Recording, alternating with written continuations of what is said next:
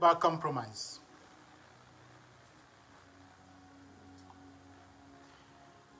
What is compromise? Two people that are in a relationship and they decide, sorry? Infidelity? No, not yet. Nancy was just asking if I've spoken about infidelity, and I told her I have not done so yet, but I'll get to that in a minute. Let's cover these ones first. So let's get back to compromise.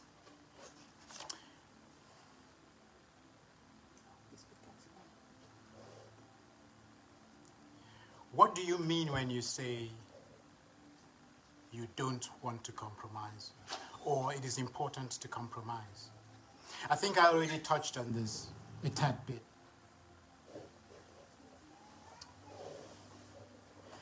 I'd like to give the example of a cake.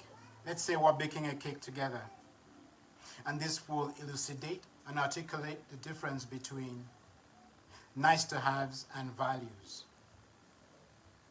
So we're baking a cake, and we'll bake the cake, and there's the question, do we want icing or not?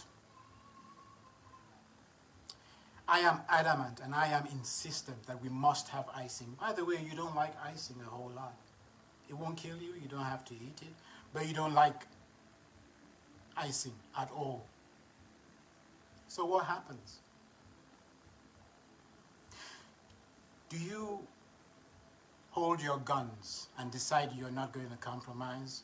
We pick a fight, don't talk for 2 weeks, end up calling in the lawyers. Over what? Icing? That is where that is what I'd like us to think about and reflect on. Or let's say we agree that we're going to have icing. And I say, no, well, I prefer black and you want pink. Or I want pink and you want blue. We start a fight.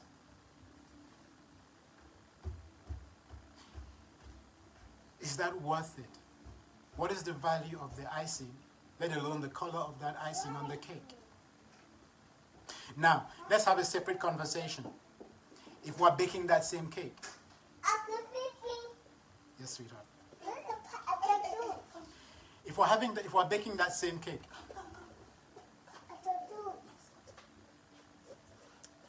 And I make a suggestion that we should use salt as opposed to sugar. Or I say, why don't we bake it halfway until it is half baked, and then we serve it just for the fun of it? What would you do? Notice that your heart started racing, and you were not going to compromise on that, and rightfully so, because I'm breaking a value. If we're going to use salt and not sugar, if we're going to bake it halfway, not let it cook through, then it's not cake anymore. Just as if we accept certain things in our relationships, it's not a relationship anymore. And that is where I wanted us to talk about, that is why I wanted us to talk about the whole concept of compromise and what it is exactly we are compromising. If somebody's going to make you do something that eats into the core of your soul, it doesn't matter who they are, it is something you don't want to do. If someone is going to push you to disrespect, disregard, despise, loathe someone else, then it doesn't matter who they are. It is important we realize that we are called to help one another grow. And in that place, in that space, you respect them when you tell them or show them what the right thing to do is. It doesn't matter whether they are your husband or your wife, whether they are your mother, your grandmother, your great-grandmother. You see, because we all come to a place where as students, we become more enlightened, because that is what life is really all about. It's about becoming enlightened, which is a place where you become aware of yourself, self-aware. And from that place, you can then become, you can articulate who you are from a place of just being. You can express yourself, and that is what self-actualization is really all about. It means everything that you touch, you leave better than you touched it, than you met it. So notice that all the obstacles that we meet, all the curveballs that life throws at us, it doesn't matter whether it comes in the form of a husband, it doesn't matter whether it comes in the form of a child, it doesn't matter whether it comes in the form of a brother, it doesn't matter whether it comes in the form of a boss, a colleague, none of that is of any significance, none of that is of any consequence. It pushes you and I, brings out whatever it is we carry on the inside, so we can either deal with it and come up higher and grow, or we blame someone else and remain stuck. So life is like going up the rungs of a spiritual ladder, I would like to call it. Each time you overcome an obstacle, and by overcoming an obstacle, I don't mean bulldoze your way through. Each time you overcome an obstacle and you leave everyone involved, enriched, empowered, better than they were when you met them, you've gone up one rung of that ladder. And because that is who you are, it doesn't matter how low you sink, you can never sink below that particular rung.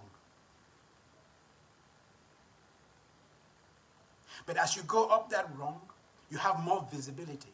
It's a bit like getting to a vantage point where you can now see more than you could see before. And that is why life is the way it is. Don't ask for what you do not have, when the little that you have you can't appreciate.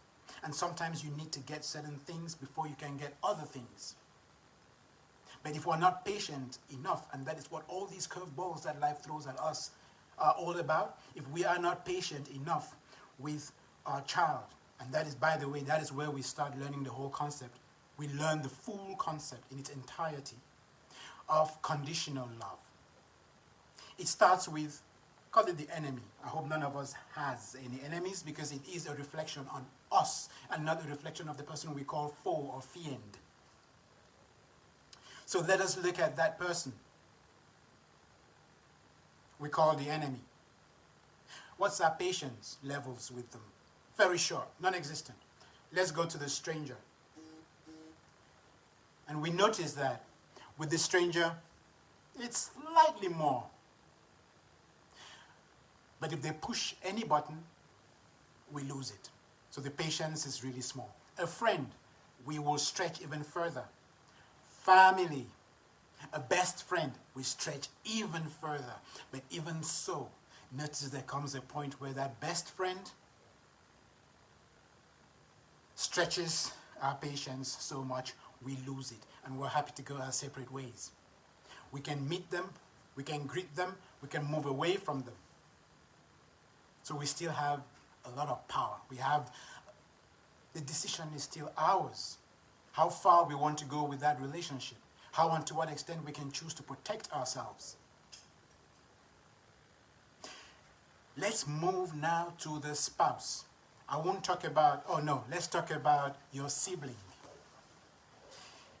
So nature is carved out and designed in such a way that at a certain point it will force you to develop that patience and that unconditional love.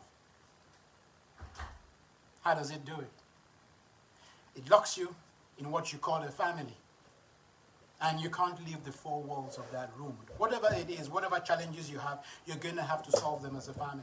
What are you building on? You're building on patience, you're building on respect, you're building on selflessness, you're building on understanding, and all those good values. With a friend, you can do a timeout. With family, there is no space, there is no time for timeout. So you're forced to do it. You may not like it, the constraints is still there. With your husband, or your spouse, or your boy or girlfriend, that is the first time you get to understand the whole concept of putting someone else before you. So notice how you evolve in life from birth.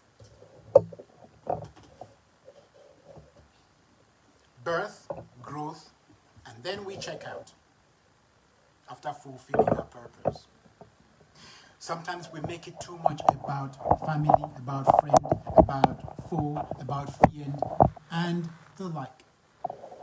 If we can get to the point where family is who shows up, it doesn't mean you neglect your family, but you treat the stranger as your family because they showed up as one, then we are on the verge of enlightenment.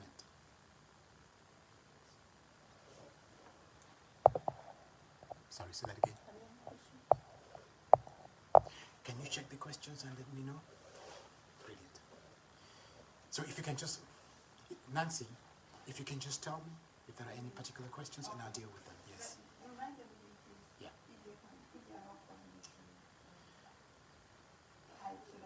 So, okay, sorry about that. I was having a chit chat with Nancy.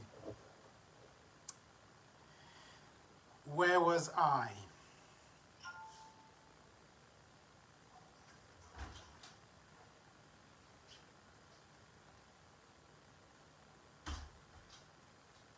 Okay, we're talking about unconditional love. And we agree that it is with your spouse.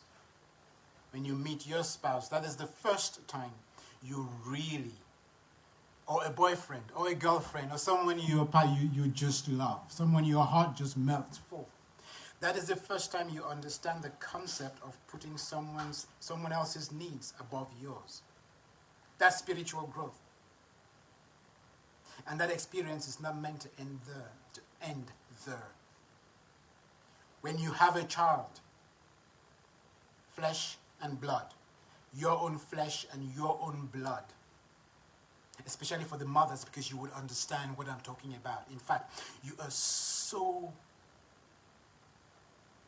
aware, you are so self-conscious, you are so actualized, that if that child is upstairs and distressed, you pick it up from downstairs, even if that child did not make a single sound.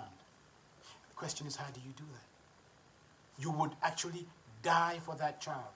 I'm talking about the mothers, the real, true mothers. So that is complete unconditional love.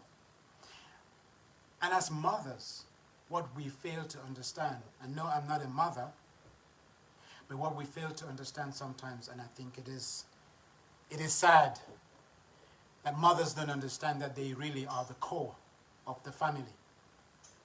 Have you noticed that when mommy is okay, the rest of the family is doing good? If mommy is not okay, there's trouble in that household. We joke about it, but we all know it, and it is true. It's very easy for daddy to go unnoticed. But if mommy is not there, which means mothers have a mantle of responsibility on their shoulders, not to say that men should be on their laurels. No, you should not. They should not. But the women come with so much strength, so much fortitude, so much steadfastness. The things that they take. I'm not going to talk about the multitasking, because sometimes I think my wife is from a different planet. With the multitasking, that is. Anyway, so we get to understand this whole concept of unconditional love when we start having children. But it is not meant to end there. Because the family is that community where we cultivate, build, and grow that concept of unconditional love. And then we take it out into the community where we grow the community. This is where I'd like for us to talk about selflessness and selfishness. I always say the best form of selfishness is selflessness. As in, selflessness is selfishness refined. Because if you're taking care of the needs of the community, and I am taking care of the needs of the community, because you and I are part of the community, both our needs are met, we can then start worrying about our wants. But if everyone is taking care of self, once the focus is on self, we start fighting for our wants at the expense of our needs.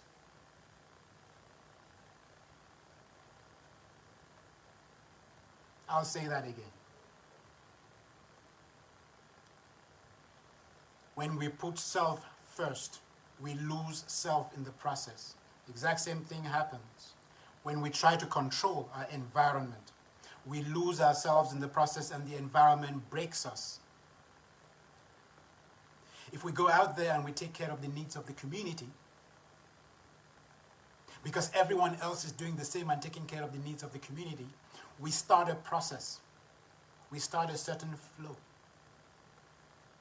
And the universe will always establish balance, as in, what you give is what you will get. But don't give because you want to get.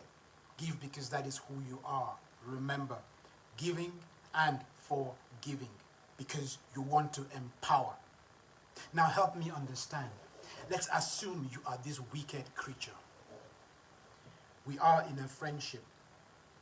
And all I do is give. If I'm giving because I'm expecting respect from you, I'll be disappointed because expectations set in. So that is really prostitution. That is whoring. I wasn't doing it for you. I was doing it with me in mind. So what happens if I can actually get to a place and a headspace where I give because I'm trying to meet your need? In the process, I have to selflessly think about my abilities, my capabilities. Because if I see a problem within you, and I notice that problem, is because I am called to do something about it. And it is in the process of doing that thing, of engaging and aspiring to make you better, that I will discover me. And when I discover me, I can then take who I just discovered to a different place. Express that me in that place, and there is no telling where it ends. Now, I never knew I would be doing what I'm doing here with you today. How did I get here? Well, growing up, I was a bit of an ear. People felt free talking to me. They could open up rather easily. I didn't have to stress. I didn't even have to ask. They just pretty much felt at ease. But I took it for granted because I thought, everybody can do this surely, if I can do it. After a while, you go through life and you realize, hang on a minute, not everybody can do this. And so you start asking yourself questions. If you can do things which others struggle to do, if you can do things which people who are supposed to have the experience can't, what is that telling you about you? And what are you doing about it? That's my question to you. That's my challenge to you.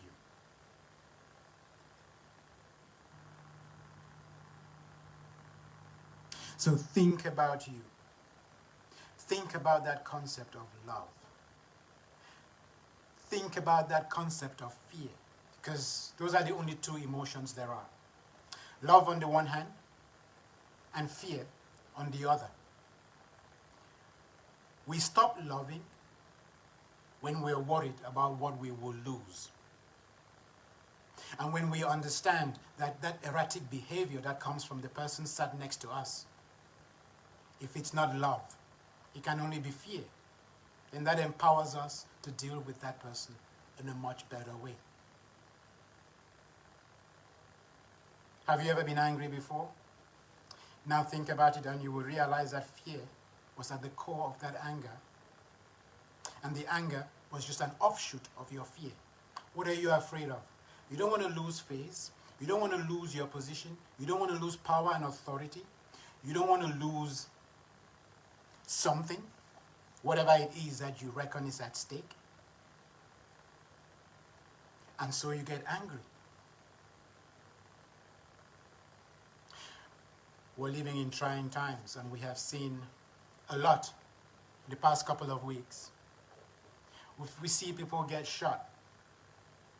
We see people get executed up front for all to see. It's almost like a spectacle. The question I ask you is, what does that bring out in you? Because whatever is happening out in the world can't put anything within you, can't put anything in me. It can only bring up and bring out what we carry on the inside. We can use what's happening around us as an excuse to be a certain flavor, a certain version of ourselves. But if you look deep down, you realize that's who you had always wanted to be. There is something that had always pulled us in that direction, but we didn't have a good enough excuse. Then come this one, and we go Kiching. By the way, if atrocities make you sad, it's because you're all about love and connection. You just want to connect with people. You want to grow people. That is who you are at heart. If it makes you angry, it is because you're all about control, power, and authority.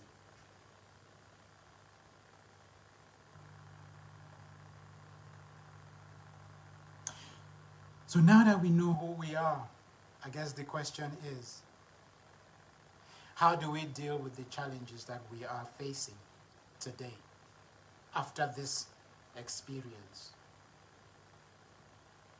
Are we going to keep on keeping on, pointing that finger in the opposite direction?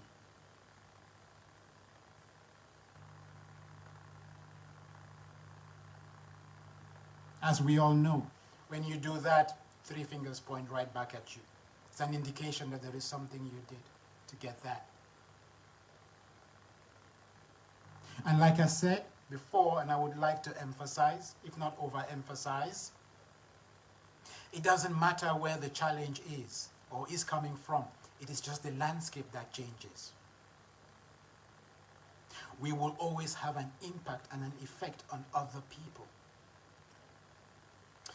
At work with our colleagues, they are scared about who's going to get that next promotion.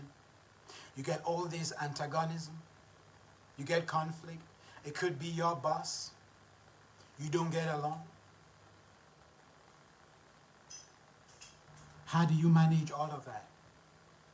How can you be so consistent in your behavior that you are no longer a threat to anybody? Not to your boss, not to your colleague. And when you get to a point where you decide enough is enough, what do you do? And what is your state and frame of mind at that point?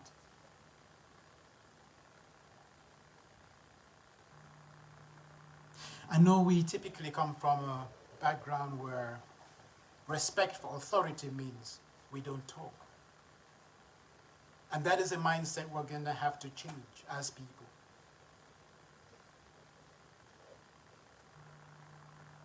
It is always important to express one's self. It is not what you say, it is how we say it. If you disagree, disagree. Disagree respectfully and articulate why you disagree. And if you can do that consistently, then the world gets to accept you for being that person. And before long, the world will listen to what you have got to say. And if it's not working in a particular environment, if you're in that environment and you feel you're not wanted, you can either grow laterally or you can grow virtually within an organization. Or you can move completely flat out of that organization, because if you are worth your weight in gold, then there's going to be someone with a garden that is just ripe and fertile for the type of seed that you are. So why spend a lot of time begrudging and fighting to stay in an environment you believe or think you are not wanted in? So notice the point I'm trying to make here is that the challenge is irrelevant. Where it comes from is irrelevant. It is testing one thing: your patience, your ability to get to a point where you can be patient, you can be respectful, you can be selfless, you can cater to the greater good, you can hold a conversation that is a difficult one, stick to it, stick with it, drive it to the end, reach consensus, and celebrate success. And again, success is not what you achieve out there. Success is how you feel on the inside. What you make of yourself. How you see yourself. That is what success is.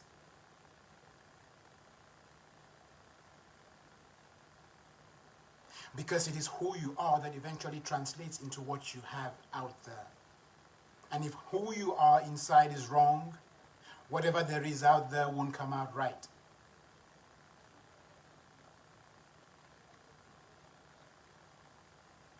So life is going to throw all these curveballs at us from all these different directions for one reason and one reason only, to help us grow. It's not about your spouse, it's not about your child, it's not about your grandma, it's not about your boss, it's not about your colleague, it's all about you and how you make the best of you.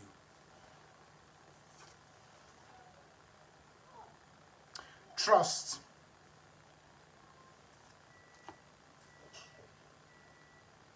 Do I trust you? Do I trust any of you out there? I would say I trust every last one of you 100%.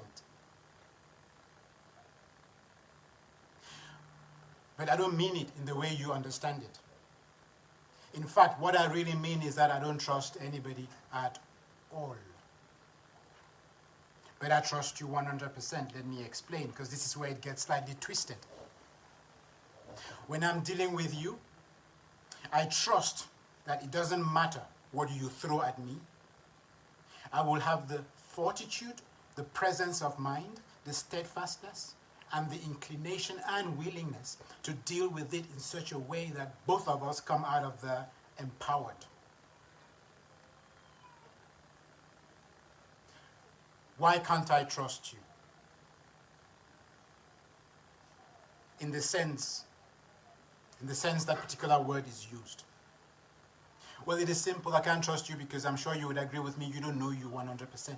I don't know how I would behave in every situation. I couldn't tell you to save my life. I could give you approximate truths, but I can't tell you how I will actually behave. Now, so if I don't know myself enough to be able to vouch for myself, how could I vouch for you if you two don't know you?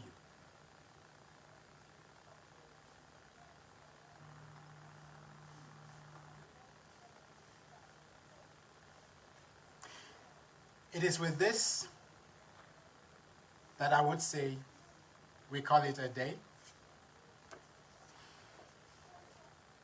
and close with musical interludes.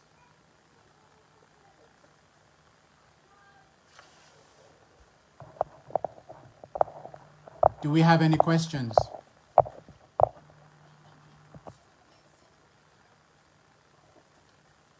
Oh yeah, just to say as well that you can inbox me on Mindset Boulevard.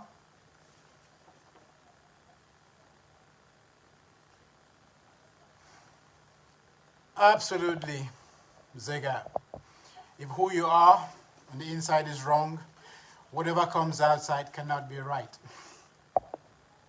That's correct.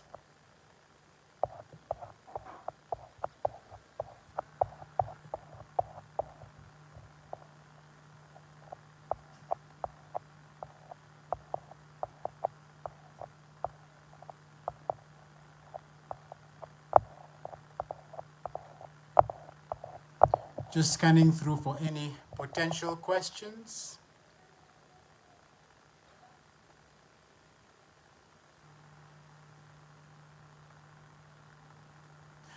Thank you, Black Metis, Atolo.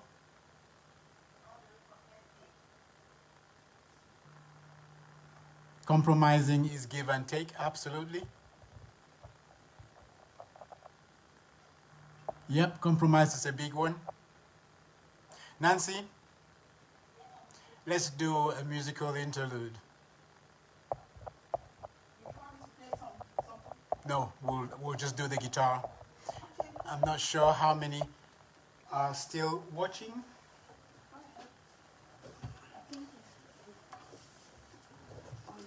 Yeah, 19. But I think you've answered all their questions like you said in the beginning.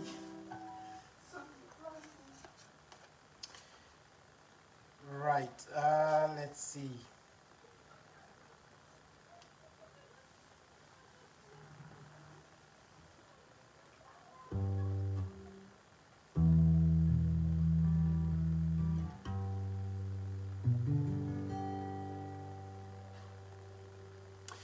So we've covered a lot so far today. And I just want us to take it all in, sit back, and make sense of what we can make sense of as I play away.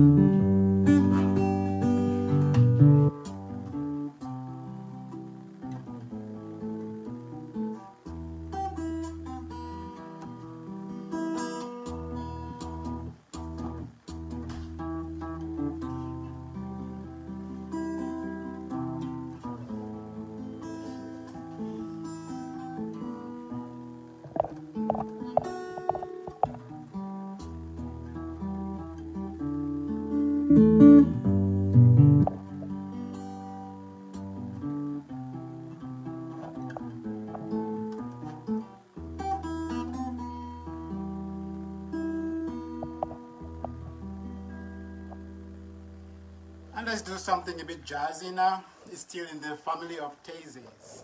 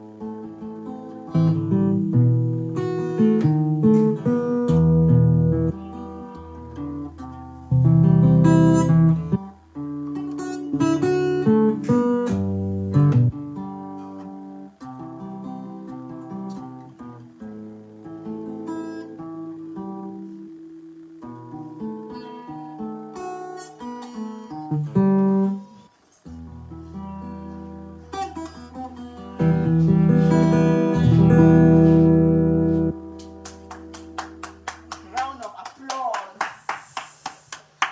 A round of applause, guys. So, that was a long evening, I know. What was that, DK, your passion for?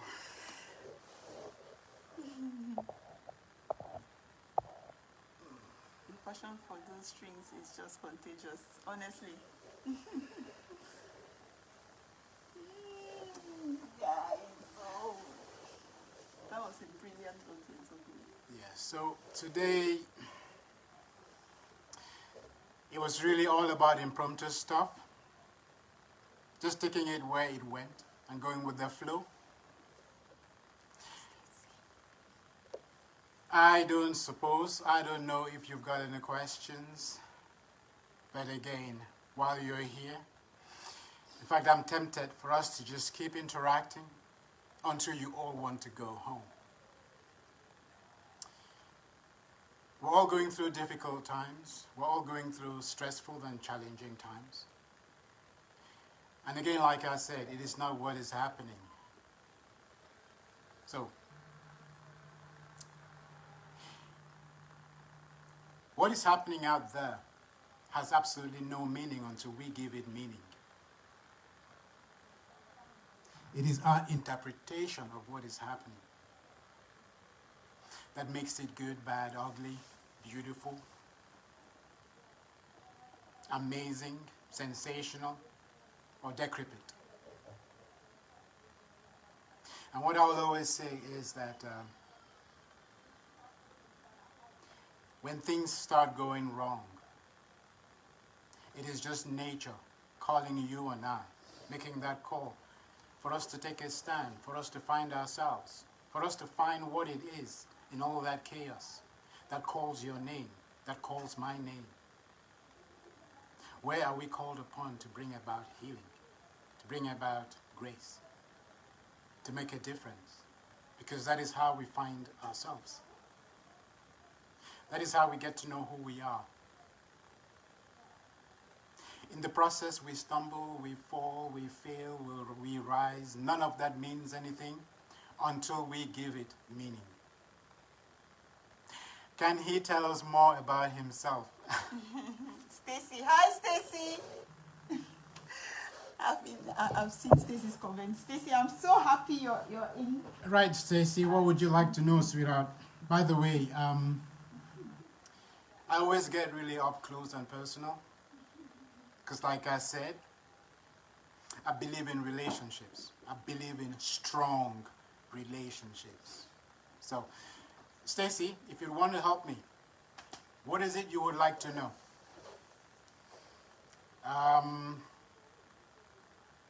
Tell us more about yourself. Where do I start? As you could see from the list I have here, I'm so many different things to so many different people, so clearly I've got a multiple personality disorder. I'm Cameroonian by birth. I'm sure you would know that from my names. Currently living in the UK. I started out in the biological sciences, did biochemistry, and that is why I'm pretty comfortable with the human organism. I did MLT, medical laboratory technology as well as a minor, while studying. And this is where it gets crazy. That is us. Awesome. This is where it gets really crazy because after my first degree, I decided I wanted to do IT. It was the first time in my life that I decided, well, actually, I wanted to do data processing, Excel, Access, and what was the other one? And Word.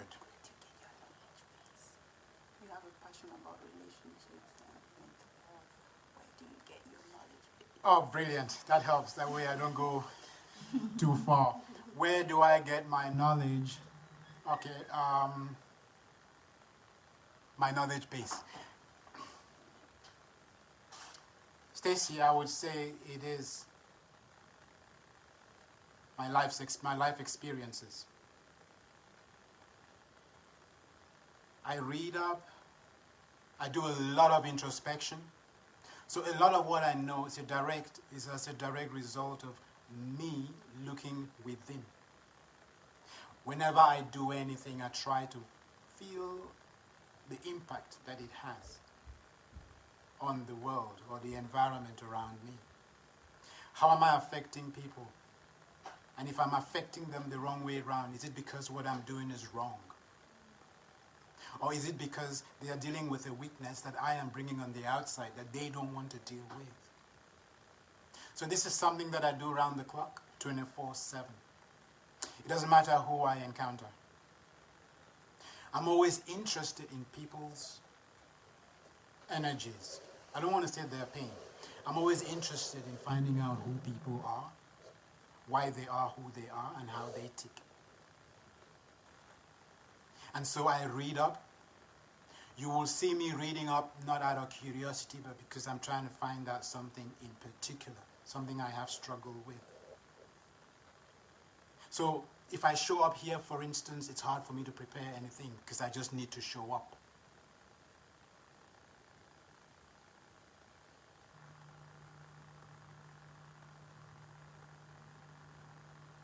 So I would say I get my knowledge base from a variety of sources. Books, movies, documentaries, journals, which I tend to challenge a lot. Given my, should I say, versatile background. So the biological sciences, spirituality, obviously. I'm currently in IT. That's my current base. But again, I work for an organization that attaches a lot of importance to self-development. So it's not just hot air within my organization when they talk about self-development. They really mean it, and they push their employees to find themselves. So obviously there's the job that you have to deliver on and do your best to be on top of, but then they want to develop you so you can actually become that which you feel you're called to be. What else can I say about me? I am married to an amazing woman who makes all of this possible. Sometimes I'm I don't know if anybody else on the planet could have gotten married to someone like me, because sometimes I'm talking 3 hours on the phone. My shortest session typically is about 3 hours. And that is a very short one, as Cyril here would attest. So Cyril was someone who didn't believe in talking to anybody. He thought he was a man. He knew he was a man. Of course, he's a man. And he thought talking to people was a waste of time, and I don't blame him at all, because the stigma that mental health carries. Mental health makes it look like a weakness, and that is very unfortunate. See, if I was running short of money and I came to you and I knocked at your door and I said, hey, help me out. If I can do that, or if I can go to the bank and take a loan, if I'm taking the loan, it's because I don't have that money, but I need that money to go somewhere. So how much more my mental health? I don't even like the word mental health. How much more finding my bearings, because that is really all it is. When you go out, when you reach out, you're trying to find your bearings. And so again, to come back to your question, Anastasia, I hope I pronounced your name right. You noticed that you talked about relationships. Yes, I've got a passion for relationships, because that's what life is really all about. We're relating with people, we're relating with objects, we're relating with processes and procedures at work. It's all about relationships. And if you can master yourself and you know who you are in any situation, and you can keep that in check and under control, then guess what? You master the world. Because there is something about that mastery that makes the world curious about you. The world will just want to find out a whole lot more about you, get closer to you, because there is something about your energy. And trust me, it's not what you say. Because I could say all the right things here and you still wouldn't feel me. It is more about the energy that I transmit. Because the word is just a container. It transmits what I understand to be a feeling that I carry on the inside. A feeling that I can't make sense of myself. And that is how most conflicts begin, from misunderstandings. I'm trying to say and to articulate something which I myself don't understand because the feelings are so convoluted. But once I articulate it, that becomes my reality. When you respond to it, I can't relate with your response, but I don't realize that you're responding to something that I put out. So I accuse you of not understanding, not realizing that I'm the one who did not articulate my problem correctly.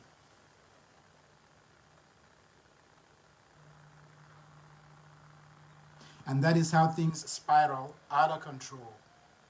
And the way to regain control is to focus on self. That is the only time you want to be selfish.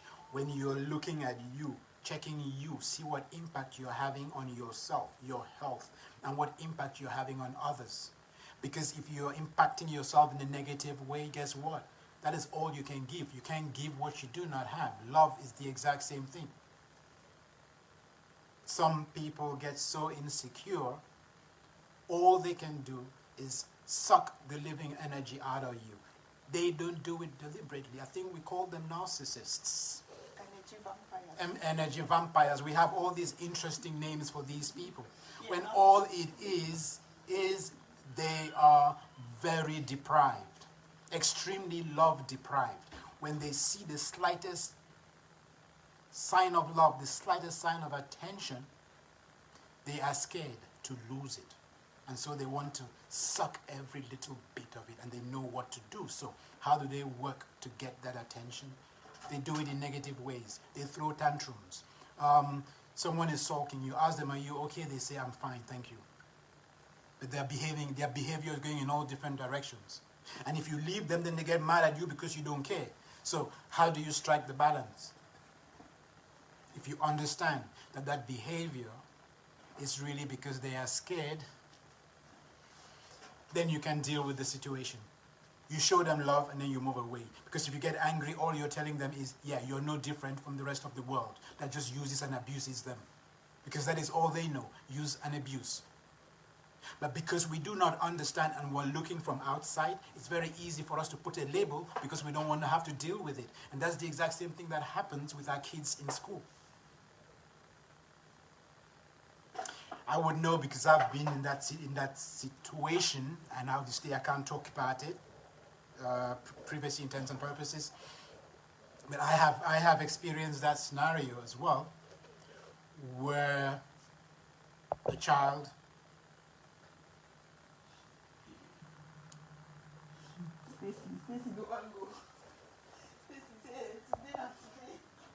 How do I define love? Okay, let's see. My wife is blessed. Thank you. Thank you. Love deprived, you agree. What is love? So, I see love as that thing that seeks to make a difference, circumstances irrespective. That would be my definition of love. So, the word love in and of itself does not exist. When you take patience, you take respect, you take understanding, you take discernment, you take truth, you take discipline, when you bring all of those together, that is love. If you wanted me to define it in biochemical terms, love is that thing that makes you feel whole when you give it away. You know you found love when you express it and give it away and you feel replenished. That is what I would define as love.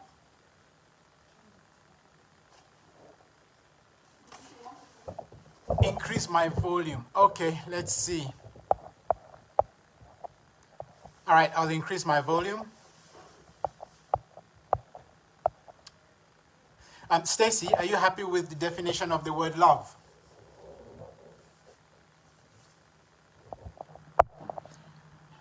Narcissists hang on to that glimpse of love for dear life. Absolutely, Nerissa. Flora, if you can hear me now, can I please see a thumbs up? Please, just so I know.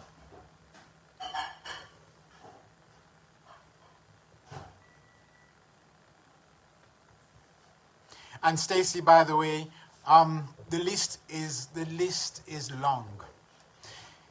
Anything that you can ascribe selflessness to, in my opinion, is love.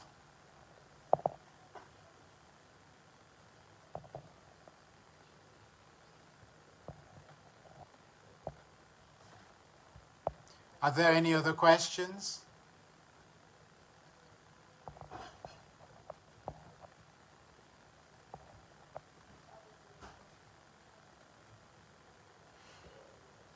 Did someone ask a question? I guess not. Okay, so we'll just keep going. We'll just keep going until you... Oh, what's that? It seems like love requires a lot of work. Stacy... Love is actually a skill that should be taught, if you ask me. Does it require a lot of work? No, Stacy. It requires a lot of patience. So when you say it requires a lot of work, yes. And the amount of work it takes to find love is the amount of work it takes to find self. So I have a template that I use usually. I'm sure you would agree with me that if you're doing something that appeals to you, if you're doing something that you really love and enjoy, because ultimately we are love. That is what defines us. We are the product of love, and therefore we are love. You are love, I am love, and that is just energy that we are meant to use to build. When two people fall in love, they get married, a child is produced. So love has got that much power. Just as other two people who may be colleagues and who love each other can also have a baby. If they did a business together, for instance, that would be their baby. But then the love that they have for each other, the respect and the understanding and the patience that they have with each other will put them in a position where they can actually take their time, put the business apart, find out where they are going, know why they are going in that direction. They're not doing it for money. They're doing it because they want to make a difference. They want to serve a purpose that is bigger than the self.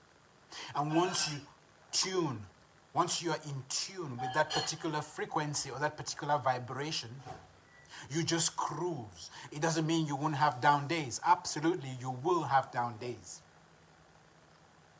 But nonetheless, you realize that the challenges, when they show up, will be experienced differently. Let us talk about that.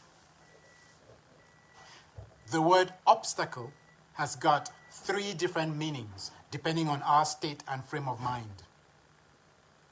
So we call it a problem if we don't want to deal with it. We are afraid of it. It's going to cause us pain. When we're neutral, a situation that presents an obstacle, we would just call it a challenge. So you see the role that words play in this whole communication thing. You can tell me a lot from, through, and by your writing. Because words are emotive, and we will use or express those words that best capture what we're feeling on the inside. Even if we're writing and we're sounding all polite and professional, the words will give away what we are feeling, the choice of words, the construct, how it is put together, strung together to eventually make or have meaning. So, we're talking about love and how much work it needs, it requires. So again, no, how much will it take for you to get to find self, be comfortable with self, and express self? Then we went on to talk about the different meanings of an obstacle, how we see it as a problem, and it reflects our state of mind. When we say, oh, I've got this problem, I automatically know it is something that causes you pain. If you say, oh, I've got this challenge, then I know it's something you're going to have to do. You're not really at odds with it. It's not like you can't do it. You're not afraid of it. You will take it up if you have to, and it all works. Now, the last one is opportunity. So an obstacle becomes an opportunity when it actually plays into where we're going, when it becomes a stepping stone. Because there is no problem that we can't turn into a stepping stone. It just depends on what angle we're looking at it from, what perspective we give it. What focus we have is what will ultimately give it meaning, and that's what's going to make the experience. So no, it doesn't take a lot. It doesn't take long. It doesn't take too much to find love. It takes too much. It takes a lot to find self. Just as change is not hard. It doesn't take a long time to change at all. Finding a reason to change is what could take an eternity. Let's assume you're a smoker today, an avid chain smoker, and at the same time, or by that same token, you love life. You jive with life. You love living, and you live your life to the full. Now, you've been trying to stop smoking for the past 10 years, and nothing is happening. And all of a sudden, you go to your GP, and he says, the next cigarette you take or smoke will be your last before you meet your creator. I'm sure you'd agree with me, you will stop smoking absolutely that same day. And that's where the challenge usually is.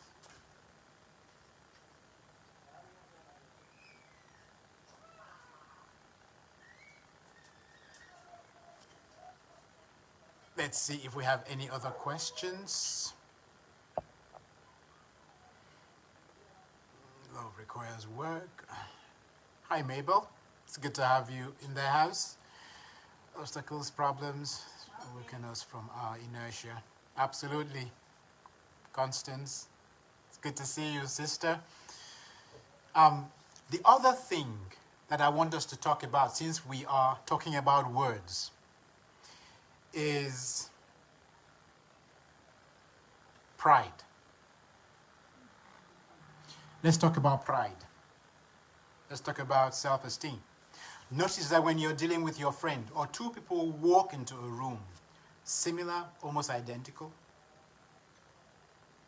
Or no, let's reverse that on its head. One person walks into a room, they've got swag. They walk across the room to the other end. And you talk to two people and you ask them to say what they make of that person. Notice that these two people will use opposite descriptions, but they will say the exact same thing. Why? One person loves or likes that person, the other one does not. So if you walk across that room and you're self-well, and you obviously have some kind of swag, and you are self-conscious, and you know that you could raise eyebrows potentially just by your presence in its essence, what happens? I could see you as being conceited, proud, stuck up, and full of yourself. That's because I don't like you. But then, if I like you, then what do I see? I will say he is self-assured, or she is confident. She has got self-esteem, and. So that's the same person. How come they evoked completely different responses? And the person who doesn't like,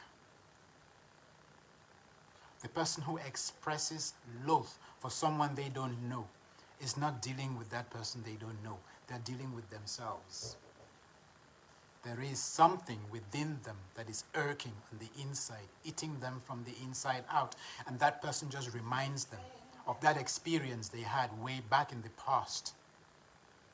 Maybe someone who looked that way, walked that way, talked that way, had that swag, had once treated them like dirt, but they've long forgiven or forgotten that experience. And so they see the trigger, and all they see is pride, because that's what you're looking, that's what you see when you look from the outside. And if that person were truly proud, then obviously it goes without saying that they too are dealing with something that resides within them, the void or on the inside. It doesn't matter what situation you look at. It doesn't matter what scenario you look at. Go to the George Floyd scenario situation, which is a very, very, very sensitive one. Now look at this cup. Now I would say this gentleman was in a trance. I would say this man was so lost, so he has exhibited this behavior. There is so much bitterness, there is so much frustration in him that when he comes, when there is a trigger, things start happening within him. See, because there's something we call a stronghold. Those who have got some form of religious persuasion will understand what a stronghold is. It's no different from an addiction. An addiction is anything that you do when you find yourself in a place where you just need to escape. You go to your addiction because it makes you feel good, even if it's only temporarily. But when it has a grip on you, it holds you, it takes you hostage, and keeps you in bondage for as long as it can. So you look at the Floyd situation and you realize this is somebody who carries a lot of bitterness within them. And that bitterness is a sense of self-worth, an emptiness that goes with it. And when that thing is triggered, they lose control of themselves. They lose power completely. And so they start doing stuff and it's almost like they're watching a movie even while they're doing it. And that is my appraisal of the situation, because nobody goes out there to kill anybody, especially not for through a public execution where you know there is all the evidence that what you're doing is wrong. So the only other thing I can see is someone who's completely lost in their tracks. They don't even have the presence of mind to figure out what it is they're doing anymore, and it almost feels to them like they're watching a movie, and so in so much of a trance that they can't deal with themselves. And so it's like, what do they do? The whole world is watching. It's hard. Do I move? Do I get off? What's happening? Where am I? What is going on? And that is anxiety. You start something, it escalates, it takes control, you lose control. And I bet if someone got close and spoke to this law enforcement officer, we will realize he was not present. His body was there, of course.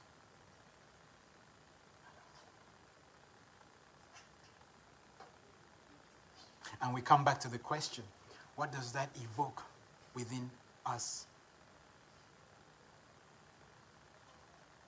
What it evokes within you, what it evokes within me, is that's just who we are.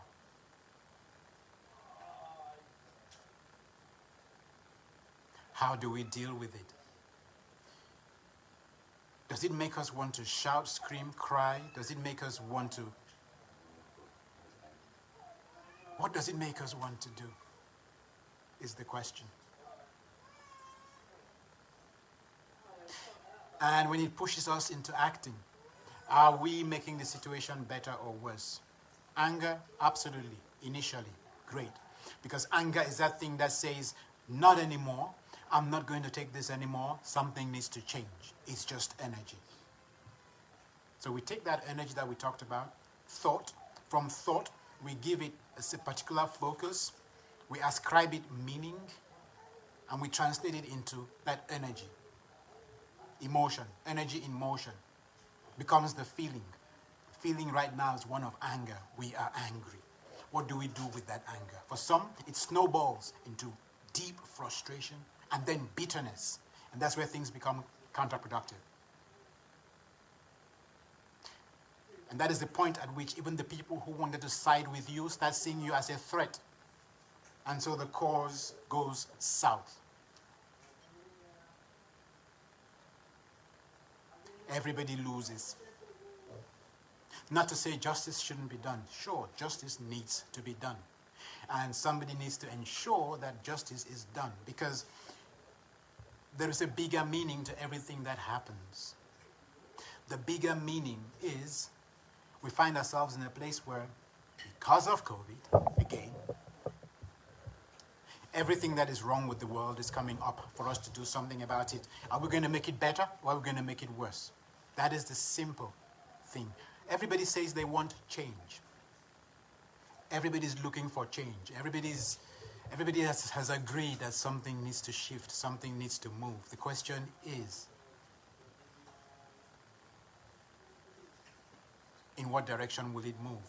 How do we make that happen? Do we make it happen positively? Do we make it happen negatively? That is the ultimate question.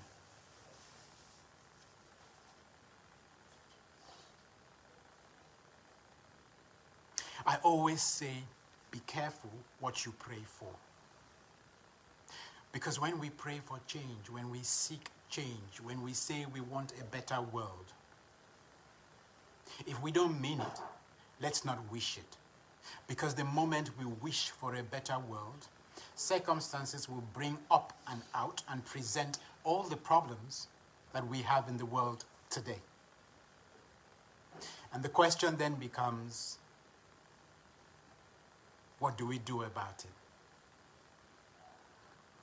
Do we shove it under the carpet where it was and say, oh, whoops, if it's this bad, we might as well carry on with the world the way it was? Or do we take it by the horns and do whatever it takes based on our gifts and talents, where we employ and deploy these to make a difference? Again, that's all that life is doing. Because we will come, we will live, we will go. And it is as simple as that. You're not going to take your child with you when you go. You won't take your mother with you when you go. Usually our parents leave us behind. So everybody goes as they came, on their own. But we tend to create all these attachments, which I call the weeds of a relationship.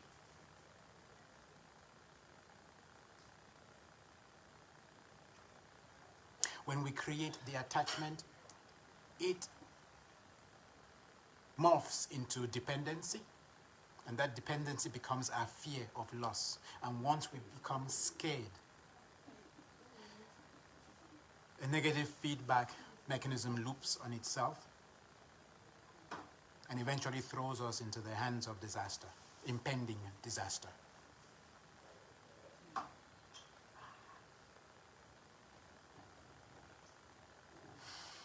So, are there any questions? I've talked a lot.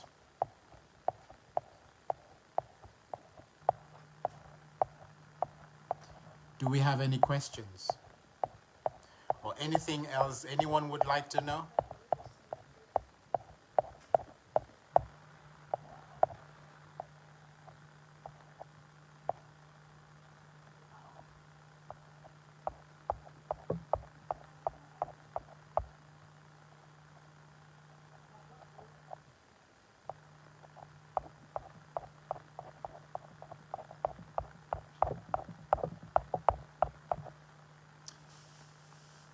Okay, no more questions.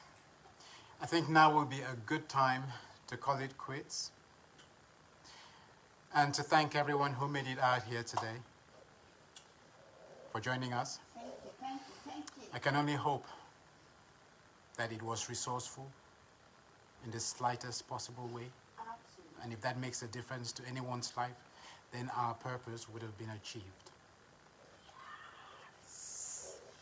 Yes.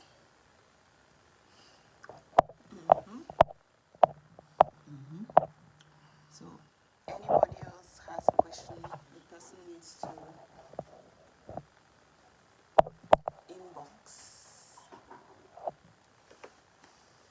inbox us. Thank you very much, guys. Thank you, Stacy. I appreciate it.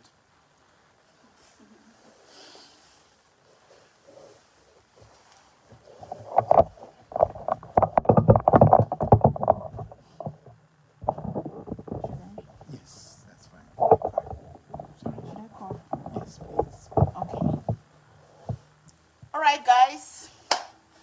It was an amazing one with Uncle BK. If this is not the definition of a good Samaritan, selflessness. I don't know how to put it. He had to drive all the way down for this to happen, and I really appreciate your participation. I appreciate everything. Please, anybody who is coming now, Vicky, I see you, I see Derek, I see everybody. I am so grateful for today. And please keep sharing.